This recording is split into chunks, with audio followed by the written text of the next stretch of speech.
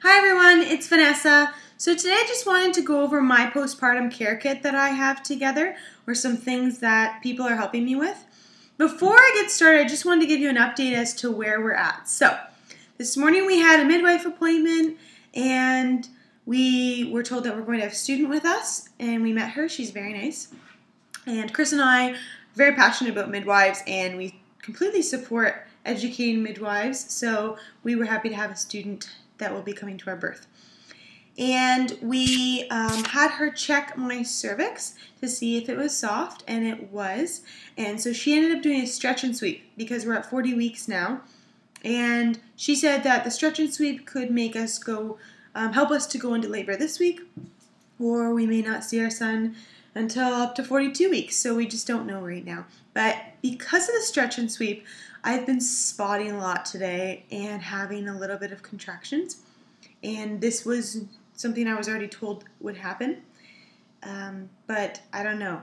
We could be meeting our son any day now, or it may be another 2 weeks. So, but anyway, that's my update. Now I'm going to get to the care kit. Some things that I have that I have already ready for after giving birth. What I did today is I soaked pads, and I'm going to be freezing these. So I soaked them actually in chamomile tea. So what I did was I made I filled up 2 glasses of hot water, and I put 2 chamomile tea bags in each cup. And once that was done steeping for a while, I ended up pouring about 1/3 of a cup, 1/4 of a cup to 1/3 of a cup on each of these pads. So I have about 12 pads here. And I just poured it over the whole pad, let it soak in, folded it up, and put it in the bag. And now I'm going to be freezing that. And that will help to reduce the swelling and bruising after I give labor. So that's that. Now you also need lots of pads on hand. So the pads that I ended up buying, I usually use a level 1 pad, which is super thin.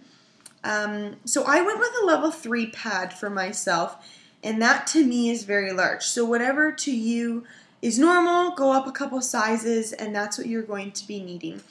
And so you're going to need a lot of these on hand after, because you still will be spotting and bleeding after you give birth.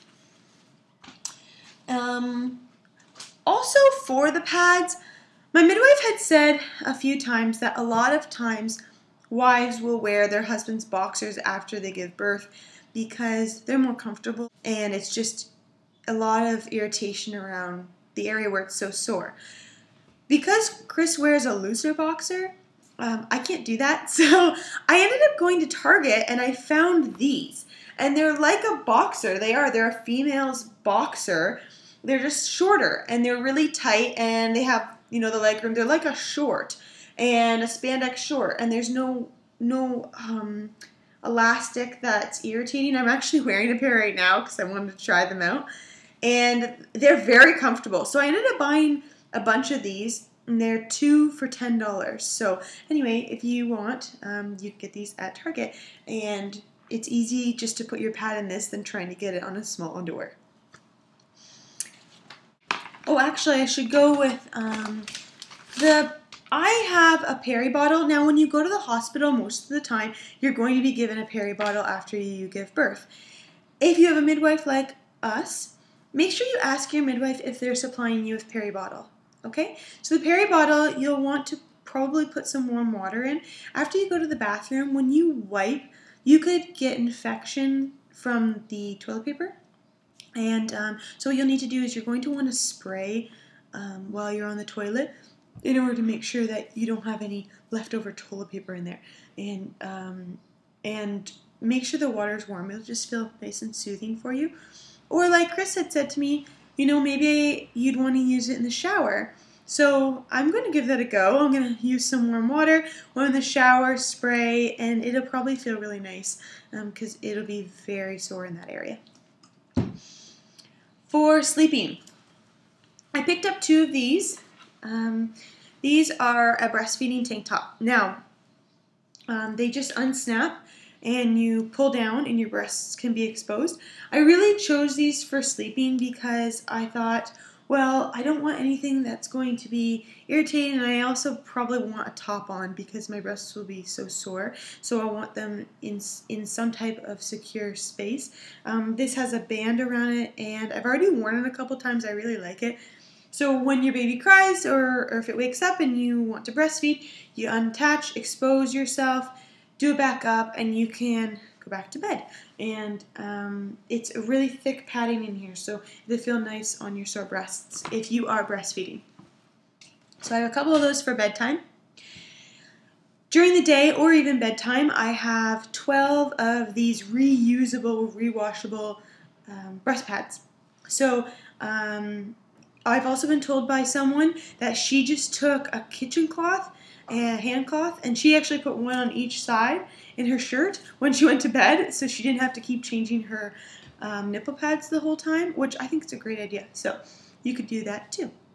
You'll also want some nipple butter because your nipples will be really chapped and they may bleed, so you're going to want to have a good nipple butter on hand. Mine's called Peas in a Pod. I've already told everyone about this in another blog.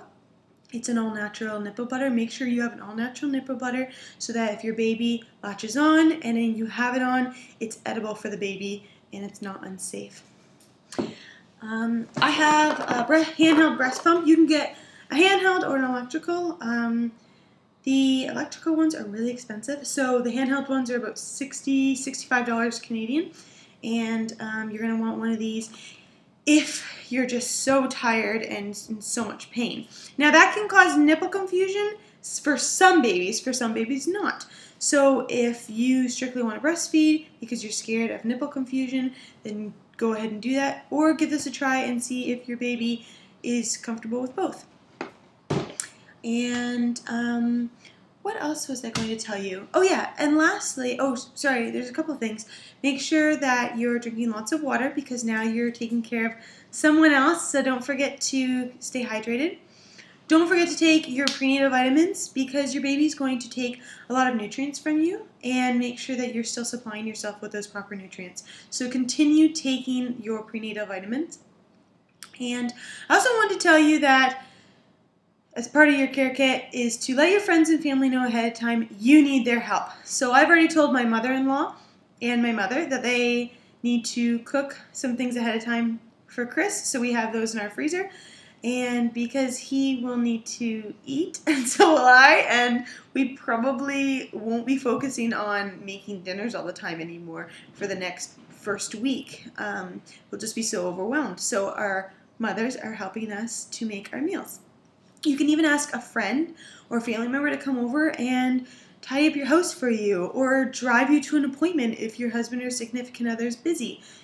Don't be afraid to ask for help. We definitely have, and I think that it's a great idea, and we got it from a lot of other friends who asked for help. That's all I had to tell you. That's my care kit. It's not complicated. It's very simple, and I hope that it helped all of you. If you have any questions, please let me know. I'd be happy to help. Thanks, everybody. Bye.